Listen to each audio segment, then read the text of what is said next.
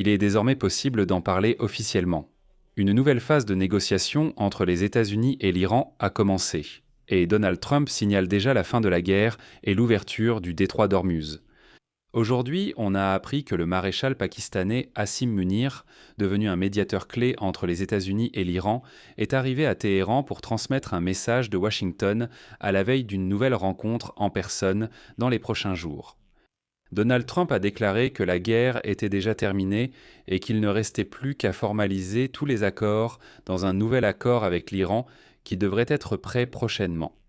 Dans le même temps, des responsables américains ont déclaré publiquement que les parties étaient déjà proches d'un accord cadre pour mettre fin à la guerre. Mais aussi étrange que cela puisse paraître, et le chef du renseignement israélien, David Barnea, a déclaré qu'Israël, au contraire, avait redoublé d'efforts pour renverser le régime iranien, malgré les efforts parallèles des États-Unis et de Téhéran pour parvenir à un accord de paix. Je m'appelle Alexei Pitchi, discutons ensemble de ce sujet, mais avant de commencer cet épisode, je vous demande de vous abonner à cette chaîne, de liker la vidéo et de laisser n'importe quel commentaire, c'est très important pour la promotion de cet épisode sur YouTube. Et abonnez-vous à ma chaîne Telegram Pitchi News, le lien se trouve dans la description de cette vidéo. Alors, voici une nouvelle qui a choqué beaucoup de gens. Le président des États-Unis d'Amérique, Donald Trump, a annoncé la fin de l'opération militaire contre le régime iranien. C'est ce qu'a déclaré la journaliste de Fox News, Maria Bartiromo, qui a interviewé Trump à la Maison-Blanche la veille. Selon elle, le président américain, répondant à la question de savoir si la guerre en Iran était terminée, a souligné qu'elle était effectivement déjà achevée. Je vais citer Bartiromo ici. « Je viens tout juste de parler avec le président. Il a beaucoup parlé de l'économie, de la guerre avec l'Iran, de l'OTAN. Je vais citer séparément une de ses phrases. Je lui ai dit « Vous parlez tout le temps de cette guerre comme si elle appartenait déjà au passé. Est-elle déjà terminée ?» Il a répondu « Elle est terminée. » Il s'est avéré plus tard que la journaliste avait utilisé cette astuce pour attirer l'attention sur l'interview, qui a ensuite été publiée intégralement. Et dans l'interview elle-même, Donald Trump n'a finalement pas dit que l'opération en Iran était déjà terminée. Et voici ce qu'il a dit, je cite « Je pense que la guerre est déjà proche de sa fin, à mon avis, très proche de la fin. Si je mettais simplement fin à tout maintenant, il leur faudrait 20 ans pour reconstruire ce pays. Et nous n'avons pas encore terminé, nous verrons ce qui va se passer. » Néanmoins, les négociations entre les deux pays passent à une nouvelle phase et, en ce moment même, des responsables pakistanais transmettent aux parties des souhaits et des conditions, des deux parties pour la signature de l'accord. Ici, les Pakistanais agissent comme médiateurs. Le maréchal pakistanais Asim Munir, d'ailleurs le favori aussi bien de Donald Trump que du corps des gardiens de la révolution islamique d'Iran, devenu le principal médiateur entre les États-Unis et l'Iran, est arrivé aujourd'hui à Téhéran à la tête d'une délégation de haut niveau. Il faut aussi expliquer l'importance de cette visite. En fait, le régime iranien est tellement effrayé qu'il n'utilise même pas les messageries, c'est pourquoi la délégation de Munir a personnellement apporté à Téhéran un message de Washington. La délégation a rencontré le ministre des Affaires étrangères iranien, Abbas Rakchi, et a discuté des questions liées au deuxième tour de négociation, qui doit avoir lieu dans les prochains jours. Cette rencontre s'inscrit dans le cadre d'efforts diplomatiques plus larges visant à organiser un deuxième tour de négociation entre les États-Unis et l'Iran. Après que les rencontres de haut niveau qui ont eu lieu ce week-end entre les deux pays n'ont abouti à aucun accord. Et hier, Donald Trump a laissé entendre qu'il pourrait se passer quelque chose dans les 2 prochains jours à Islamabad, où des négociations ont eu lieu la semaine dernière. Je tiens à préciser qu'il a ainsi conseillé à un journaliste du New York Post, un journal qu'il lit régulièrement, de rester tout de même à Islamabad. Il a dit « Ne partez pas, ne rentrez pas aux États-Unis, il va se passer quelque chose là-bas dans les 2 prochains jours ».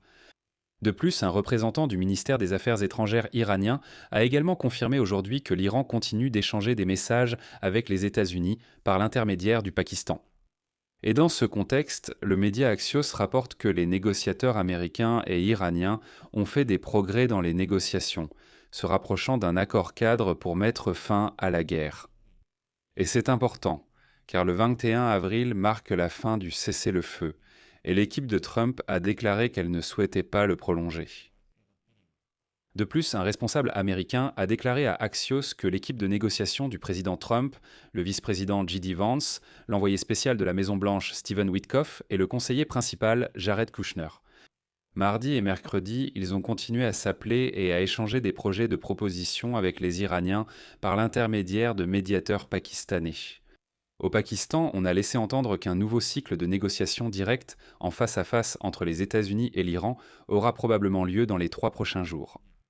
J.D. Vance, qui a dirigé les premières négociations au Pakistan la semaine dernière, a déclaré, je cite, « Je pense que les personnes avec lesquelles nous discutons actuellement aimeraient conclure un accord. Je suis très satisfait du déroulement des choses. Mais ici, je dois immédiatement faire une remarque. L'accord cadre vers lequel on se dirige actuellement, ce n'est pas encore la fin de la guerre. Si c'est précisément un accord cadre qui est atteint, un cessez-le-feu sera nécessaire plus tard, pour prolonger le cessez-le-feu afin de négocier les détails d'un accord global. Autrement dit, le travail porte actuellement sur un accord préliminaire qui définit les grandes lignes de l'accord futur. On compare toujours un accord cadre, vous savez, à une toile esquissée à grands traits et les détails sont précisés plus tard. Il est clair qu'aucune garantie n'existe actuellement.